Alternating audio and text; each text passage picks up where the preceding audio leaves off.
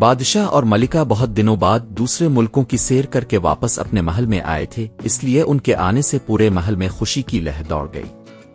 تینوں شہزادے سلطان ارسلان، رضوان اور ان کی چھوٹی بہن شہزادی سلطانہ سب بہت خوش تھے۔ وہ چاروں بھائی بہن بادشاہ اور ملکہ کے ساتھ نہ جا سکے تھے۔ بادشاہ اور ملکہ کے محل سے چلے جانے سے وہ اداس ہو گئے تھے، کیونکہ وہ انہیں بہت یاد آتے تھے۔ ان سے جدائی کے دن انہوں نے بڑی مشکل سے کاٹے تھے۔ بادشاہ اور ملکہ چہروں سے کچھ پریشان نظر آ رہے تھے۔ شہزادی سلطانہ تو چھوٹی تھی، اس لیے ان کی پریشانی کی طرف اس کا دھیان ہی نہیں گیا۔ وہ ان تحفوں کو دیکھ دیکھ کر خوش ہونے لگی جو بادشاہ اور ملکہ اس کے لیے دوسرے ملکوں سے لائے تھے۔ مگر تینوں شہزادے چونکہ بڑے تھے، اس لیے انہوں نے بادشاہ اور ملکہ کی پریشانی بھانپ لی تھی۔ انہیں اس بات پر بھی حیرانی تھی کہ دونوں نے اپنی ایک ایک آنکھ بند کر رکھی تھی اور ایک ہی آنکھ سے ادھر ادھر دیکھ رہے تھے۔ ان کی پریشانی اور ایک بند آنکھ دیکھ کر بڑے شہزادے سلطان نے پوچھا، ابو حضور، نصیب دشمنا طبیعت تو کہیں نہ ساز نہیں، آپ کچھ پریشان نظر آتے ہیں۔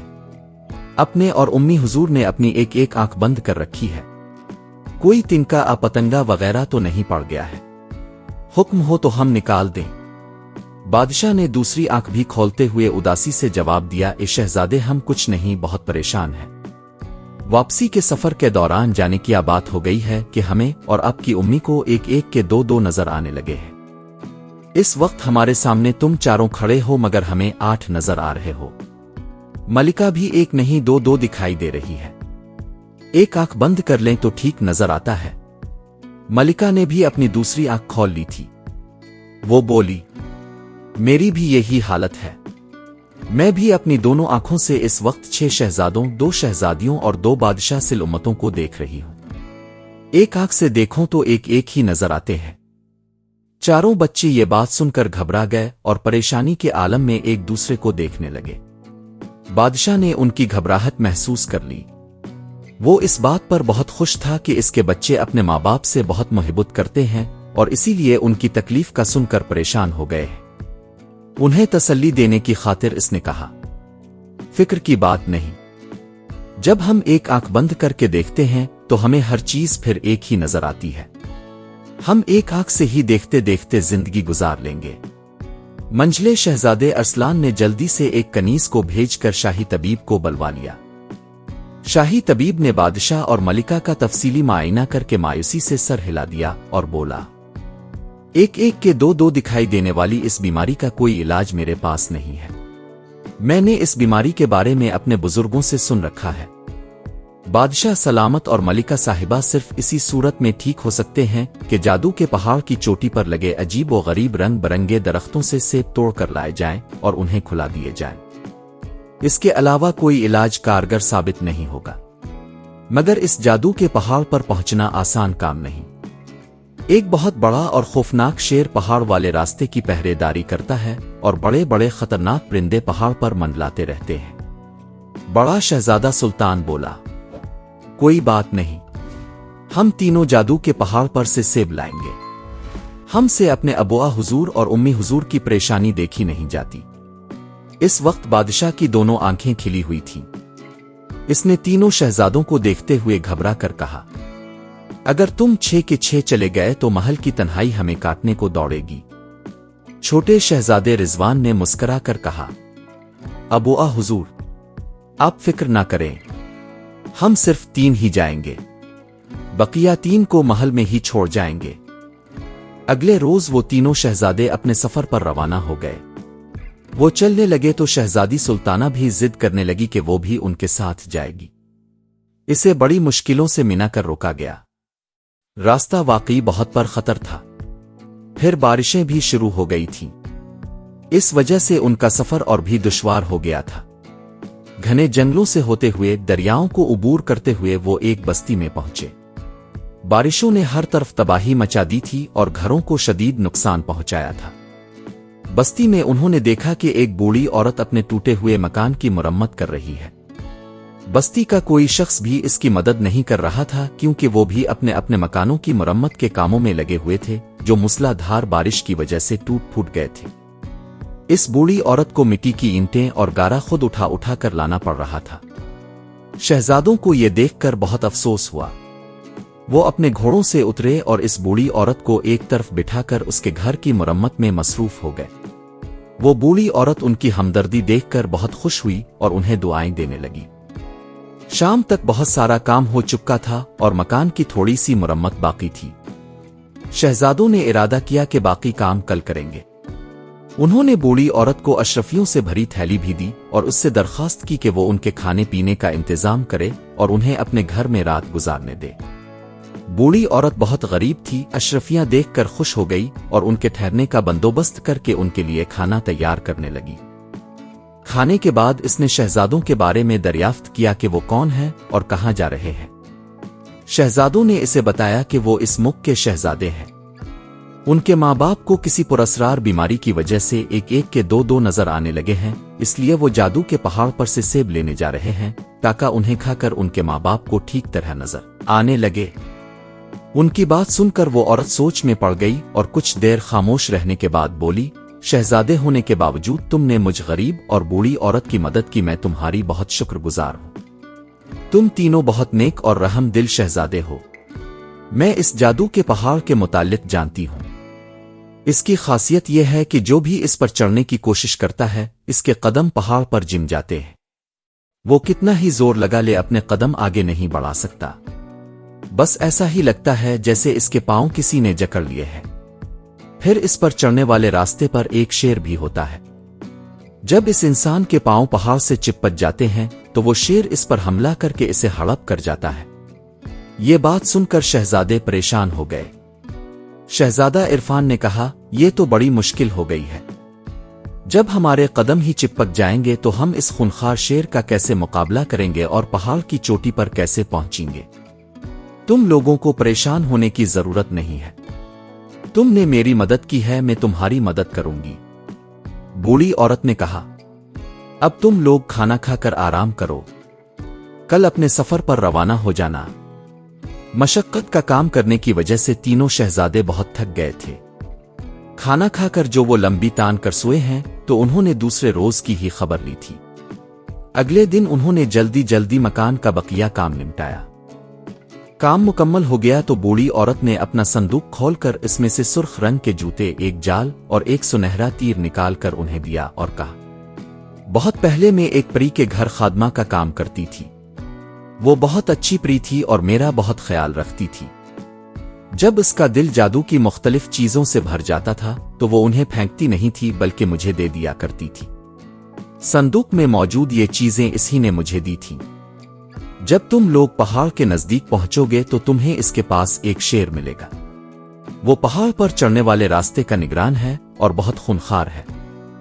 जब वो तुम पर हमला करने के लिए झपटे तो तुम इस पर ये जादू का जाल फेंक देना। ये जाल इसको अपनी लपेट में ले लेगा।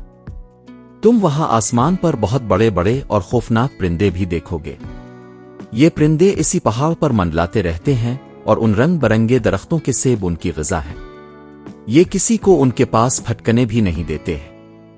तुम इस जादू के तीर को उनकी जानिब फेंक देना। ये बिजली की सी तेजी के साथ उन सब का एक एक करके खात्मा करके दोबारा तुम्हारे पास आ जाएगा। जब उन खौफनाक परिंदों का खात्मा हो जाए तो फिर तुम में से कोई एक ये जादू के जूते पहनकर पहाड़ पर चढ़ जाए। उनके पहनने से इसके कदम पहाड़ से नहीं चिपकेंगे। पहाड़ की चोटी पर बहुत सारे दरख्त लगे होंगे। उनके पत्ते रंग बरंगे होंगे। वो सेब उन्हीं पौधों में लगता है। मुझे उम्मीद नहीं कि कोई सेब तुम्हें वहां मिले क्योंकि वो परिंदे उन्हें चट कर जाते हैं। बहरहाल कोशिश कर लेने में कोई हर्ज नहीं। बूढ़ी औरत की इस बात ने उन्हें थोड़ा सा परेशान कर दिया था कि परिंदे इन सेबों का सफाया कर देते हैं और हो सकता है उन्हें वहां कोई सेब ना मिले। बहरहाल उन्होंने तमाम चीजें लेकर इस बूढ़ी औरत का शुक्रिया अदा किया और दोबारा अपने सफर पर रवाना हो गए। उनके घोड़े आराम करने की वजह से ताजा दम हो गए थे, इसलिए वो जल्द ही मंजिल मकसूद पर पहुंच गए। जैसे ही वो इस पुरस्रार पहाड़ के नजदीक पहुंचे, उनके कानों में शेर के धाड़ने की आवाज आई। फिर उन्होंने देखा कि एक बहुत बड़ा शेर दौड़ता हुआ उन लोगों की जानिब आ रहा है। शहजादा अरसलान ने जल्दी से जादू का जाल निकाला और शेर की तरफ उछाल दिया। जाल उड़ता हुआ गया और शेर पर जा गिरा और इसे अपनी लपेट में ले लिया। शेर बेबस हो गया और तेज आवाज में धाड़ते हुए जाल से निकलने की जिदोजहद करने लगा। ऐन इसी वक्त उन्हें अपने सरों के ऊपर परों के फड़फड़ाने की आवाजें सुनाई दीं। उन्होंने ऊपर देखा। क्या देखते हैं कि बहुत सारे देव कामत परिंदे खौफनाक आवाजों में चीखते हुए उनके सरों पर मंडला रहे हैं और उन पर झपटने की फिक्र में है। सबसे छोटे शहजादे रिजवान ने जादू का सुनहरा तीर निकाला और उन परिंदों की जानिब उछाल दिया। एक बिजली सी कड़की और जादू का तीर बर्क रफ्तारी से आसमान पर उड़ते हुए परिंदों की जानिब लपका और पिल के पिल में एक के बाद एक उनका खात्मा करके दोबारा शहजादा रिजवान के पास आ गया। रास्ता साफ देखकर बड़े शहजादे सुल्तान ने बूढ़ी औरत के दिए हुए जादू के जूते पहने और भागकर पहाड़ पर चढ़ गया। वहां इसने रंग बरंगे दरख्त देखे जो कतार दर कतार नजर आ रहे थे, मगर इसे बहुत मायूसी हुई, उन पर सेब नहीं लगे हुए थे। इसे बूढ़ी औरत की बात सच लगी। उन परिंदों ने सारे सेब खा लिए थे। शहजादा सुल्तान ने सोचा कि उनका यहां आना तो बेसूद ही रहा। नाउम्मीदी के आलम में इसने हर दरख्त का जायजा लेना शुरू कर दिया। बहुत ढूंढने के बाद इसे एक दरख्त में एक सेब नजर आ ही गया। वो घने पत्तों में छुपा हुआ था, इसलिए परिंदों को नजर ना आ सका था। शहजादा सुल्तान ने इसी को गनीमत जाना और इसे तोड़कर अपनी जेब में रख लिया और भागकर पहाड़ पर से उतरकर अपने भाइयों के पास आ गया। इसने अपने दोनों भाइयों को बता दिया था कि इसे सिर्फ एक ही सेब मिला है। वो भी बहुत अफसोस करने लगे। जब वो वापसी के लिए मुड़े तो शेर ने गिड़गिड़ा कर कहा, मुझे आजाद कर दो, मैं वदा करता हूं तुम्हें कोई नुकसान नहीं पहुंचाऊंगा। शहजादों को इस पर रहम आ गया। उन्होंने इसे आजाद कर दिया और वो भागकर पहाड़ पर चढ़कर नजरों से गायब हो गया। शहजादा अरसलान ने जादू के जाल को भी अपने थैले में रख लिया और फिर तीनों शहजादे वापसी के सफर पर रवाना हो गए। वो सबसे पहले बूढ़ी औरत के घर गए और जूते, तीर और जाल को इसके हवाले करके इसका शुक्रिया अदा किया। शहजादों ने इसे बहुत सारी अशरफियां भी दीं, जिन्हें पाकर बूढ़ी औरत खुश हो गई। एक रात और एक दिन के सफर के बाद तीनों शहजादे खैरियत से महल पहुंच गए। मलिका उन्हें देखकर खुश हो गई। इसकी दोनों आंखें खिली हुई थीं। इसने कहा, मैं बहुत खुश हूं, मेरे 6 के 6 शहजादे घर लूट आए हैं। बादशाह की एक आंख बंद थी। वो हैरत से बोला, प्यारी मलिका, एक आंख बंद करके देखो, शहजादे तो 3 ही हैं। मलिका शहजादों के सही सलामत लूट आने पर बहुत खुश थी, इसलिए बादशाह की बात सुनकर हंस पड़ी और अपनी एक आंख को हाथ से ढांप कर शहजादों को देखने लगी। शहजादा सुल्तान उदासी से बोला, उम्मी हुजूर, वहां दरख्त से हमें सिर्फ एक ही सेब मिला है। कोई बात नहीं, ये सेब बादशाह सलामत खा लेंगे। मैं तो महल ही में रहती हूं, मुझे 2 नजर आए आचार, कोई फर्क नहीं पड़ता। तमेरी अबुआ हुजूर को तो दरबार लगाना पड़ता है, हुकूमत के काम चलाने के लिए सब लोगों से मलना पड़ता है। वो सेब खाकर ठीक हो जाएं तो बेहतर है।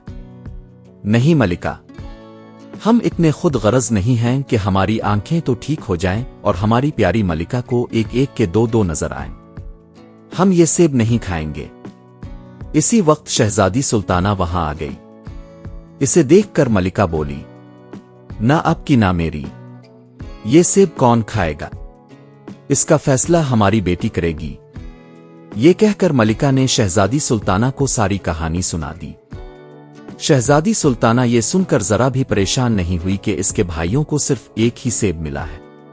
वो आगे बढ़ी, अपने एक भाई के हाथ से सेब लिया, फिर दूसरे भाई की कमर में उड़सा हुआ खंजर निकाला और सेब के 2 टुकड़े करके एक बादशाह को और दूसरा मलिका को थमा दिया।